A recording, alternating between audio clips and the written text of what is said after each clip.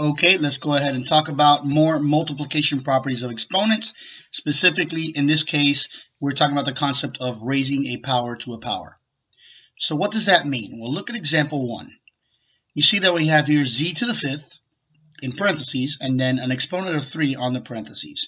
So this is what it means to raise a power to a power. This is basically z to the 5th raised to the 3rd power.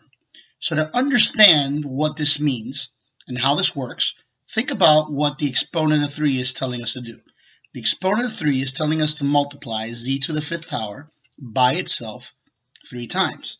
So what does that look like? That looks like z to the 5th power times z to the 5th power times z to the 5th power. And we know that when you multiply powers that have the same base, you add the exponents together. So what's 5 plus 5 plus 5? That's 15, okay? So our simplified expression is z to the 15th power. The question is, how do we get there without writing all of this out? Well, what do I need to do to 5 and 3 in order to end up with 15? I need to multiply them together, correct? So that is the rule. That's how this works. So when you raise a power to a power, what you do is you multiply the exponents together.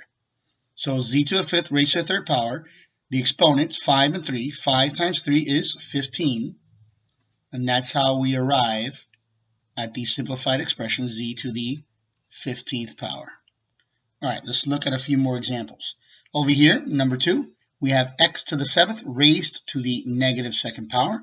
We just talked about you multiply the exponents together. So what is 7 times negative 2?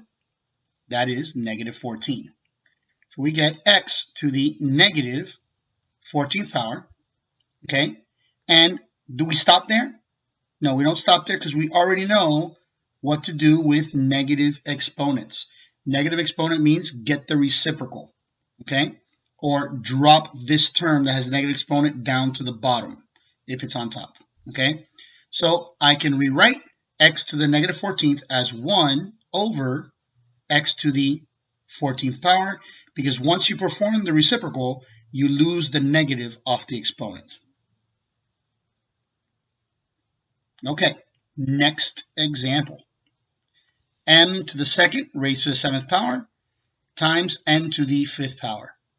So according to PEMDAS, parentheses, exponent, multiply, divide, add, subtract, we have to deal with the exponent first. So I have to deal with this m to the 2nd raised to the 7th power. So again, we multiply the exponents together. So 2 times 7 is 14. So we end up with m to the 14th power times n to the 5th power. And how do we show that? We just write them next to each other. Okay, so number 3 is m to the 14th, n to the 5th power. Now, if we take a look at number 4, okay, we see 6a raised to the 4th power. I'm going to show you 2 different ways that you could think your way through this one. First, if we do it this way, thinking about raising a power to a power and multiplying, we have to realize that 6 has an exponent on it. It's the invisible 1. And a also has the exponent of the invisible 1 on it. So if we multiply, we have to distribute this multiplication. We say, well, 4 times 1, we're looking at the 6 now. 4 times 1 is 4. So that becomes 6 to the 4th power. And then on the a, 4 times 1 is 4. So this becomes a to the 4th power. Okay? So we're not finished here because we can evaluate 6 to the 4th power. We can take that further because we can do 6 times 6 times 6 times 6. Okay? So 6 times 6 is 36. So basically 6 to the 4th power is the same as doing 36 times 36. Let's do that real quick. Well, 6 times 6 is 36. 3 times 6 is 18. Plus 3 is 21. Put down our 0.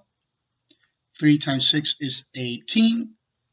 And 3 times 3 is 9. Plus 1 is 10. We get 1,296. So I can rewrite this as 1,296 a to the 4th power. All right? Now, another way to view that is to just think about this. I'm going to write this problem again. as distributed property, kind of. So I'm going to distribute this exponent of 4 to each thing inside this parentheses. So I'm going to distribute the exponent of 4 to 6. So I say, okay, what is 6 to the 4th power? We already know that's 1,296. And then I distribute the exponent of 4 to a. What's a to the 4th power? Exactly that, a to the 4th power. Okay? So two different ways. They're not that different, but two different ways that you can view understanding this kind of problem, like number 4. All right, 3 more examples to go. So, taking a look at example number 5, we have 6j to the negative 2nd power raised to the negative 3rd power. So again, remember, we need to distribute this exponent of negative 3 to each thing inside of here. So it doesn't just go to the j to the negative 2nd power. It also goes to the 6. So 6 raised to the negative 3rd power, I'm just going to write that here, 6 to the negative 3rd power.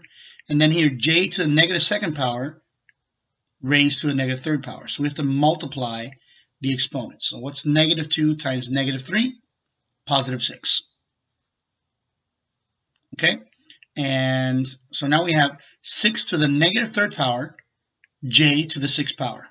But once again, we know what to do with this negative exponent.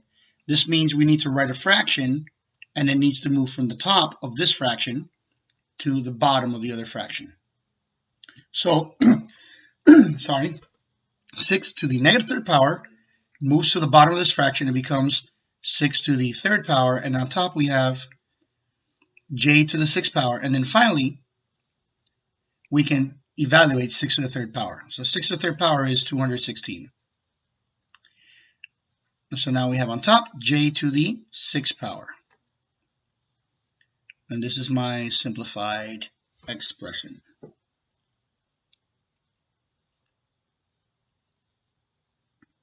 I learned my lesson from the last video, and I got some water, so that's what I just did. I drank some water, just in case you were wondering what all the silence was about. All right, 2 more examples. Let's take a look at number 6. Now we have 2 pieces here. We have 7r to the negative 3rd, that's raised to the 3rd power, times s to the 5th power, t to the 4th power, raised to the 2nd power. So once again, it doesn't matter how long this is or how many numbers there are terms. Once you know the steps, the beauty of math is once you know the steps never change.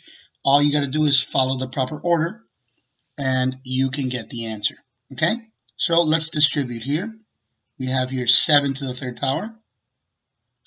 And then we have here r to the negative 3rd power raised to the 3rd power. So negative 3 times positive 3 is negative 9.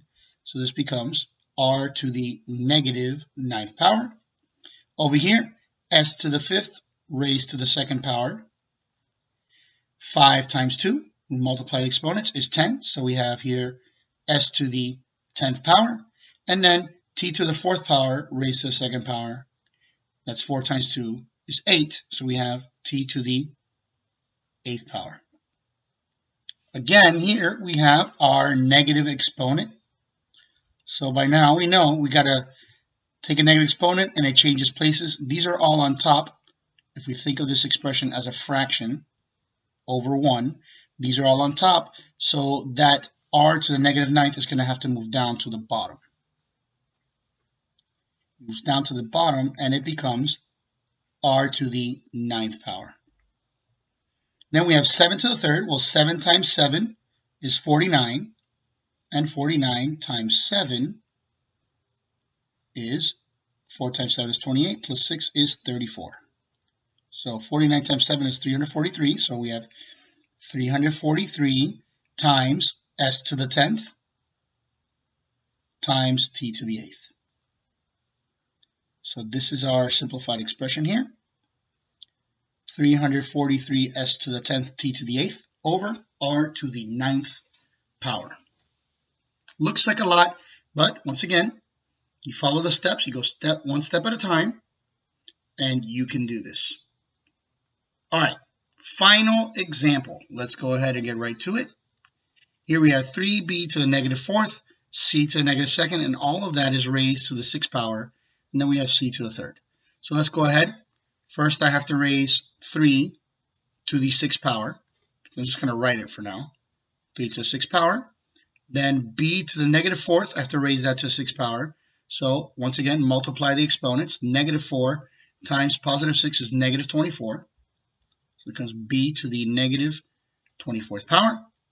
Then I have to raise c to the negative 2nd power to the 6th power. Again, we multiply. Negative 2 times 6 is negative 12. So c to the negative 12th power. And we have another c value here. We have c to the 3rd. So what can we take care of next? Well, we can go ahead and take care of these c's, right? We have c to the negative 12 times c to the 3rd. So we have to add these exponents together, correct? So negative 12 plus 3 is negative 9. So now this becomes 3 to the 6th power times b to the negative 24th